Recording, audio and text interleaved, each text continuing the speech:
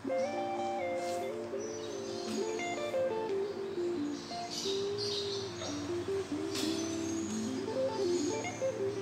kids, masih tetap sehat dan semangat ya di minggu ini. Tetap jaga kesehatan ya pastinya.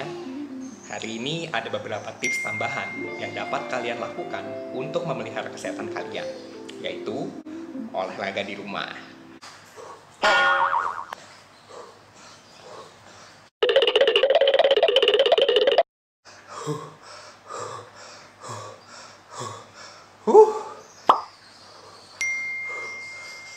Walaupun kita harus tetap di rumah, tapi jangan jadi mager juga atau jadi malas gerak ya.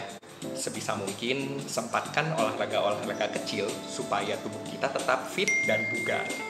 Karena itu juga membantu meningkatkan daya tahan tubuh atau imun tubuh kita. Nah, selanjutnya minum yang banyak.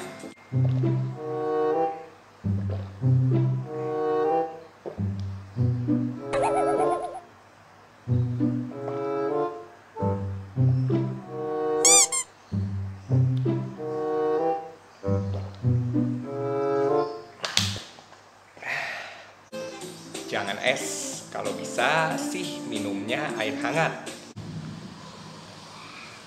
Panas.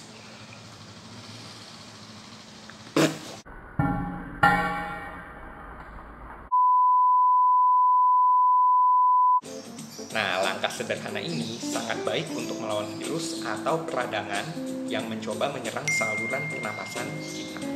Jadi, jangan malas untuk dilakukan ya, mudah kok. Oke, kalau tadi adalah beberapa langkah untuk menjaga kesehatan jasmani kita, tidak kalah penting kalau kita harus tetap menjaga kesehatan rohani kita juga. Membangun manusia roh harus tetap menjadi gaya hidup kita. Karena ingat, sebetulnya apa yang ada di dalam roh, itulah yang akan menentukan apa yang jasmani. Jadi, percayalah kalau roh kita kuat, maka tubuh kita juga akan sehat dan perkasa.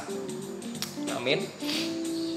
Oke, hari ini kita mau kembali belajar dari kehidupan Daud yang minggu lalu sudah kita bahas sama-sama, yaitu bagaimana dia bisa mengalahkan raksasa Goliat di masanya. Kalian tahu gak sih sebetulnya Goliat itu bukan satu-satunya raksasa yang Daud taklukkan loh. Kalau kalian buka di 2 Samuel 21 mulai ayat yang ke-15, kalian akan baca bahwa ada beberapa raksasa lagi yang Daud taklukkan bersama dengan para perwira atau prajuritnya Daud. Yuk kita baca sama-sama. Oke, siapin Alkitabnya. Kita baca 2 Samuel 21 ayat yang ke-15 sampai 22. Oke ya. Oke, udah ketemu semua? Ya kalau masih nyari, videonya bisa di-pause dulu. Terus kalau udah ketemu, baru di-play lagi ya. Yuk kita baca sama-sama. Oke, 2 Samuel 21 ayat 15. Judulnya Peperangan Melawan Orang Filistin. 2-3. Ketika terjadi lagi peperangan antara orang Filistin dan orang Israel, maka berangkatlah Daud bersama-sama dengan orang-orangnya lalu berperang melawan orang Filistin sampai Daud menjadi letih lesu. Isbi-Benob yang termasuk keturunan raksasa berat tombaknya 300 cikal tembaga dan ia menyandang pedang yang baru menyangka dapat menewaskan Daud. Tetapi Abisai anak Zeruya datang menolong Daud lalu merobohkan dan membunuh orang Filistin itu. Pada waktu itu orang-orang Daud memohon dengan sangat kepadanya. Kata mereka, janganlah lagi kau maju berperang bersama-sama dengan kami, supaya keturunan Israel jangan punah bersama-sama engkau. Sesudah itu terjadi lagi pertempuran melawan orang Filistin di Gob. Pada waktu itu Sibkai orang Husa memukul Halasaf yang termasuk keturunan raksasa.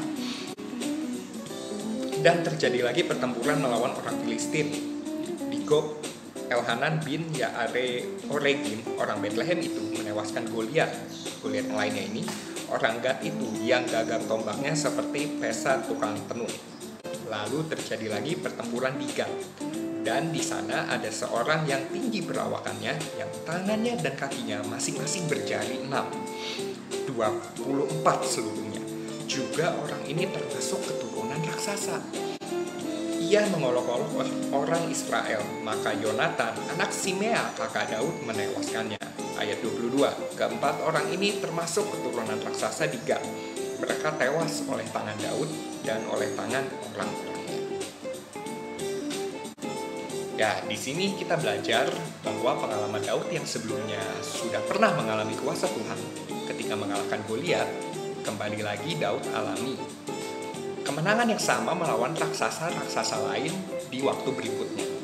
Bahkan kali ini bukan hanya Daud yang dapat menaklukkan raksasa, tapi para perwira atau prajurit yang bersama-sama dengan dia juga mengalami kuasa Tuhan yang sama yang Daud alami untuk dapat menaklukkan para raksasa itu. Nah, betul kan apa yang kita bahas minggu lalu?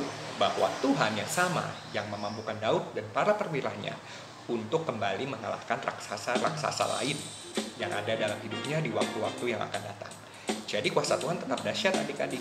Kalau dulu kita pernah mengalami kemenangan atas raksasa kehidupan yang terdahulu, maka sekarang pun kuasa Tuhan yang sama juga pasti akan membawa kita menang menghadapi raksasa yang sedang kita hadapi.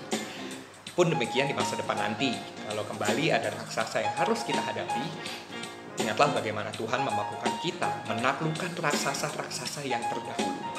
Inilah yang kita ingin kalian semua alami, yaitu kemenangan yang permanen. Artinya yang terus-menerus, bukan kemarin menang, hari ini kalah. Gimana caranya supaya permanen? Kalau gaya hidup membangun manusia roh itu juga sudah menjadi permanen dalam hidup kalian, pasti kuasanya juga akan kalian alami secara permanen. Amin. Yuk baca satu ayat lagi yang menjadi kekuatan Daud dalam masa-masa persiapan dia di padang gurun. Ini yang Daud terus yakini dalam proses masa-masa dia membangun manusia rohnya ketika masih menjadi gembala domba dulu. Mazmur 23 ayat 1-6. Oke, udah ketemu. Kita langsung baca aja Mazmur 23 ayat 1-6 dengan cepat. Oke, Tuhan gembalaku yang baik. 2-3. Tuhan adalah gembalaku, takkan kekurangan aku. Ia membaringkan aku di padang yang berumput hijau. Ia membimbing aku ke air yang tenang. Ia menyegarkan jiwaku. Ia menuntun aku di jalan yang benar oleh karena nama-Nya. Sekalipun aku berjalan dalam lembah kekelaman, aku tidak takut bahaya, sebab Engkau besertaku. Gadamu dan tongkatmu, itulah yang menghibur aku. Engkau menyediakan hidangan bagiku di hadapan lawanku. Engkau mengurapi kepalaku dengan minyak, pialaku penuh melimpah. Kebajikan dan kemurahan belaka akan mengikuti aku seumur hidupku, dan aku akan diam di dalam rumah Tuhan sepanjang masa. Percaya gak adik-adik? Inilah keyakinan yang harus kita terus bangun setiap hari, yaitu Tuhan adalah gembalaku, takkan kekurangan aku. Terus gunakan ayat ini untuk membangun kepercayaan kita setiap hari terhadap firman Tuhan. Maka kalian akan lihat bahwa firman akan memberikan hidup dan kekuatan bagi kalian. Jadilah para pembunuh raksasa dan jadilah para pahlawan yang gagah perkasa. Ingat, terus bilang pada dirimu sendiri, aku ini pahlawan. God bless you.